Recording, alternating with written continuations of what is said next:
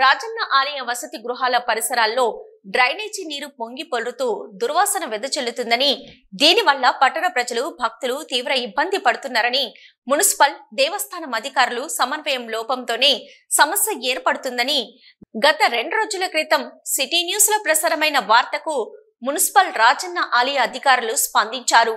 రానున్న మహాశివరాత్రి జాతర నేపథ్యంలో వేములవాడ శ్రీ రాజరాజేశ్వర స్వామి ఆలయ పరిసర ప్రాంతాల్లో ఉన్న డ్రైనేజీలను పరిసర ప్రాంతాలను వేములవాడ మున్సిపల్ కమిషనర్ అన్వేష్, ఆలయ DE Maipal Reddy, AE Ramakrishna, AEO అశోక్లతో కలిసి మంగళవారం పరిశీలించారు. ఆలయ పరిసర ప్రాంతాలను శుభ్రంగా ఉంచేందుకు ప్రణాళికతో ముందుకు వెళ్తున్నామని చెప్పారు. వారి వెంట శానిటేషన్ పర్యవేక్షకులు వరి నర్సయ్య, ఎంక్వైరీ ఆఫీసు పర్యవేక్షకులు శ్రీకాంతాచారి మరియు ఆలయ సిబ్బంది, మున్సిపల్ సిబ్బంది ఉన్నారు.